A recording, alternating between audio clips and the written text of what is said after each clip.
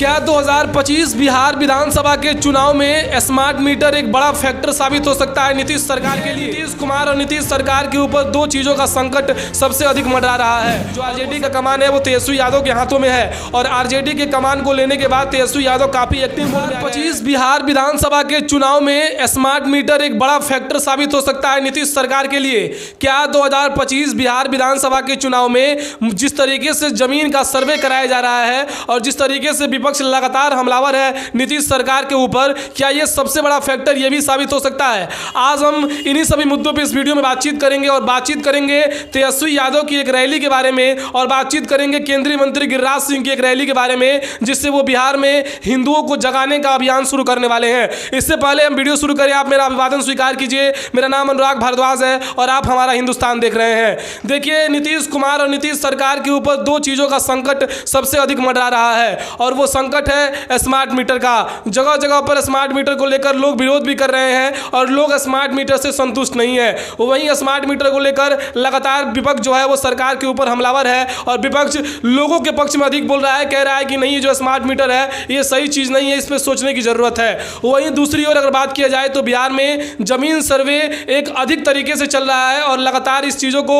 लगातार विपक्ष इसके ऊपर हमलावर है कि किस तरीके से जमीन सर्वे को नीतीश सरकार कर रही है और किस तरीके से जमीन सर्वे को कराया जा रहा है। आखिर जो जमीन सर्वे है उस जमीन सर्वे के ऊपर जिस तरीके से विपक्ष हमलावर है, विपक्ष कह रहा है कि जो जमीन का सर्वे हो रहा है इस जमीन के सर्वे से मालिकाना हक तो कम मिलेगा लेकिन लोगों के अंदर आपसी फूट भी बढ़ेगी और जो रिश्तेदार हैं, भाई भाई हैं, उनसे तकरार बढ़ सकता है, उनसे झगड़ा हो सकता है। इस बात को लेकर लगातार विपक्ष सरकार को घेरता है। वही मौजूदा सरकार नीतीश कुमार लगातार इस चीज को गंभीरता से कर रहे हैं। उनके जो अधिकारी हैं वो लोगों के बीच में जा रहे हैं और जमीन सर्वे को एक नई दिशा देने की तैयारी चल रही है। आपको पता है कि बिहार विधानसभा का चुनाव अब नजदीक आ रहा है और तमाम पार्टियों की ओर से अपने अपने जो लक्ष्य हैं उसको निर्धारित किए जाने लगे हैं और जिस तरीके से पिछली बार 400 पार की बात चल रही थी वैसे ही इस बार 200 पार होगा। इस बात को भी खूब तेज मिल रहा है, इस बात को भी खूब तरीके से उठाया जा रहा है। लेकिन बात की जाए तेजस्वी यादव की, बात की जाए चिराग पासवान की और बात की जाए बिहार के राजनीति में नई नई पार्टी बनने वाली जनसुराज की और प्रशांत किशोर की, तो ये जो तीनों हैं इन तीनों के ऊपर जनता का दारोमदार है। लेकिन इन तीनों में 2025 बिहार विधानसभा के चुनाव में कौन अत्यधिक महत्वपूर्ण साबित होगा और जनता के लिए कौन अधिक काम कर सकता है, इसके ऊपर विशेष तरीके से लोग सोच रहे हैं। जी हाँ, पिछले दिनों 2 अक्टूबर को जनसुराज नाम की पार्टी, जो जनसुराज पदयात्रा चल रही थी, उस पदयात्रा की अब वो उस पदयात्रा को पार्टी का रूप दे दिया गया है और उस पार्टी के प्रारूप में जनसुराज के संस्थापक और जनसुराज पदयात्रा के जो सूत्रधार हैं प्रशांत किशोर, इनको लेकर लगातार चीजें चल रही है कि प्रशांत किशोर पूरे 240 विधानसभा सीट पर चुनाव लड़ेंगे बिहार में और बिहार को नए बिहार बनाने की कल्पना के साथ काम कर रहे हैं। वही उन्होंने लक्ष्य निर्धारित कर दिया है कि 10 साल में बिहार के प्रति वो क्या क्या कर सकते हैं।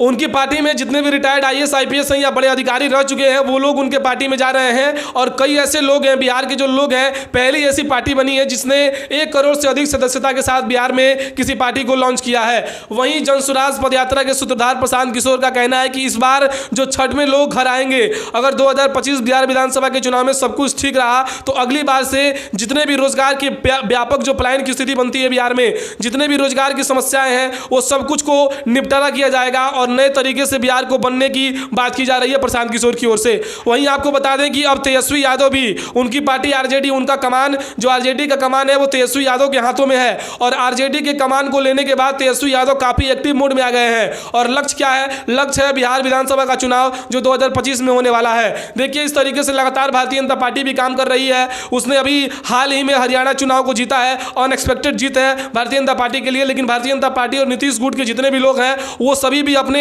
जितने भी लक्ष्य निर्धारण है उसके ऊपर काम करना शुरू कर दिए हैं। लेकिन single largest party RJD, Tejashwi Yadav, वो अभी इस समय बिहार विधानसभा के चुनाव में जो पिछली बार हुआ था उसमें सबसे बड़ी पार्टी बनकर उभर कर सामने आए थे और वहीं तेजस्वी यादव अब एक नए सिरे से एक नई रैली की शुरुआत करने वाले हैं और ये जो रैली है वो कार्यकर्ताओं से मिलने की रैली होने वाली है। जी हाँ, कार्यकर्ताओं से मिलने की एक रैली तेजस्वी यादव शुरू करने वाले हैं। तो नजर तेजस्वी यादव अपने जितने भी कार्यकर्ता हैं, जो सक्रिय है, जो सक्रिय नहीं है, उन सभी को साधने का प्रयास करेंगे और उनको लक्ष्य दिया जाएगा 2025 बिहार विधानसभा का चुनाव। वहीं दूसरी ओर नीतीश गुट के और खासकर भारतीय जनता पार्टी के कद्दावर नेता और सबसे बड़े नेता कह सकते हैं बिहार में, क्योंकि वो फायर ब्रांड है और हमेशा से वो मीडिया के सुर्खियों में बने रहते हैं। उनका नाम है गिरिराज सिंह और गिरिराज सिंह अपने वाक्यों से, जिस तरीके से वो लगातार कथन देते हैं मीडिया में, इससे काफी परिचित हैं और काफी लोग उनको जानते हैं। वो गिरिराज सिंह भी हिंदुओं को जगाने का एक अभियान शुरू करने वाले हैं और ये अभियान पूरे बिहार में चलेगी और किशनगंज तक जाएगी।